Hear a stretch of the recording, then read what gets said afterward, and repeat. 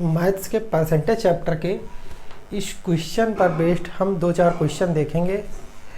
Math का ये question solve करें तो इसके कई तरीके हो सकते हैं, 2-3-4 प्रकार से इस क्वेश्चन को हल किया जा सकता है।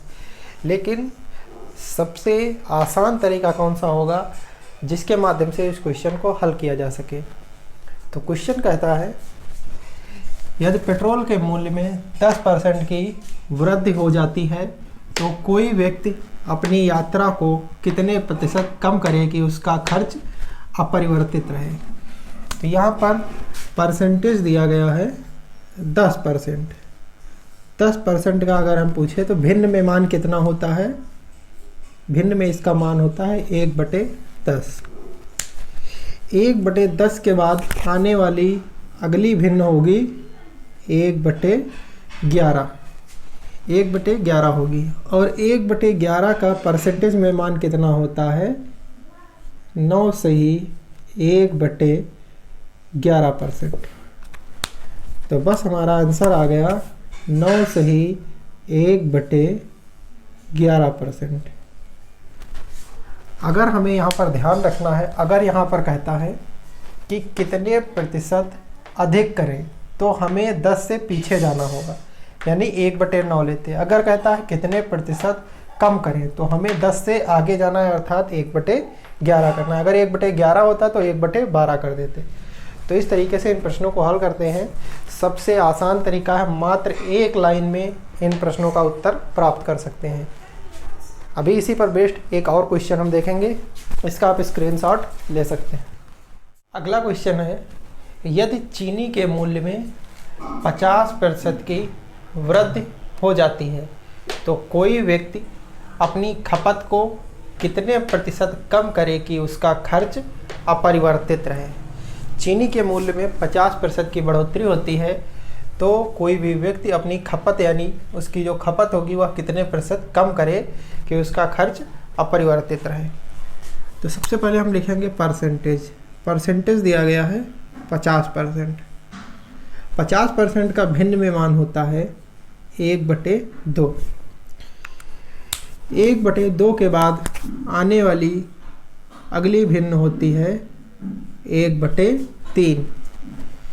1/3 का प्रतिशत मान होता है 33 सही 1/3%।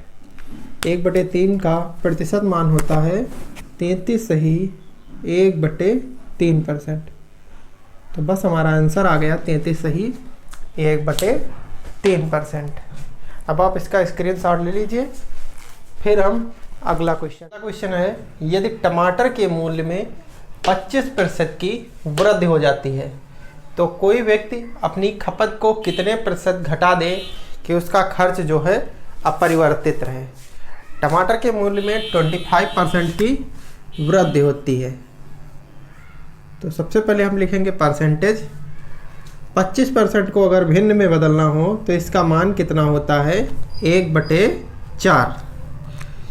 1/4 के बाद आने वाली अगली भिन्न होती है हमारी 1/5। 1/5 को अगर हम परसेंटेज में बदलेंगे तो इसका मान होता है 20%। 1/5 को 20% लिख सकते हैं और 20% ही हमारा इस क्वेश्चन का आंसर होगा। यहाँ पर ध्यान रखना है, यदि कह रहा है घटा दें तो हमें 4 से आगे बढ़ना है।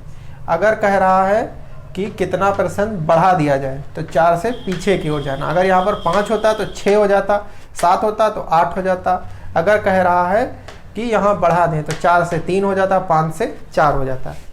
तो अब आप इसका स्क्रीनशॉट ले सकते हैं।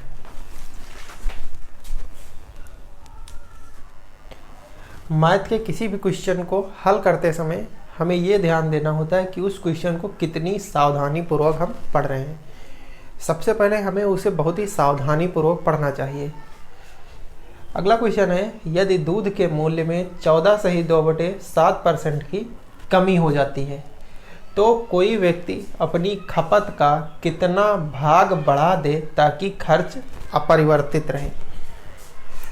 तो दूध के मूल्य में जो वृद्धि हो रही, जो कमी हो रही है इस बार 14 सही 2/7 7%। 14/2/7% का भिन्न मान इसका होता है 1/7। इसको नहीं आता है तो आप याद कर लीजिए। अब कह रहा है कि अपनी खपत का कितना भाग बढ़ा दें। तो 1/7 से एक कम जो अगली भिन्न होगी, इससे एक कम, वो होगी 1/6, क्योंकि यहाँ पर कह रहा है कितना भाग बढ़ा दें। अगर कह रहा बढ़ा दें तो हमें इसको घटाना होगा।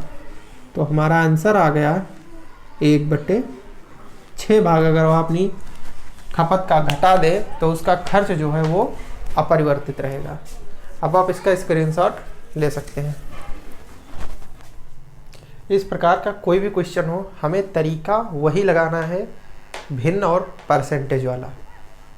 ये क्वेश्चन दिया गया है, यदि किसी वस्तु का मूल्य 1/8 भाग बढ़ गया फिर भी उसके खर्च में कोई बदलाव नहीं हुआ, उसकी खपत को कितने प्रतिशत घटाया गया होगा। सेम वही तरीका हमें यहाँ पर भी फॉलो करना है। दी गई है भिन्न 1/8 और कहा जाता है खपत को कितने प्रतिशत घटाया जाए। जब खपत कम की जाती है तो हम आगे की ओर बढ़ते हैं, अर्थात भिन्न का मान 1 से 1/9 हो जाएगा। 1/9 जो होता है इसका प्रतिशत मान होता है 11 से ही 1/9%। 1/9 का जो प्रतिशत मान होता है 11 से ही 1/9%। बस हमारा आंसर आ गया 11 से ही 1/9%। अब आप चाहें तो इसका स्क्रीनशॉट ले सकते हैं।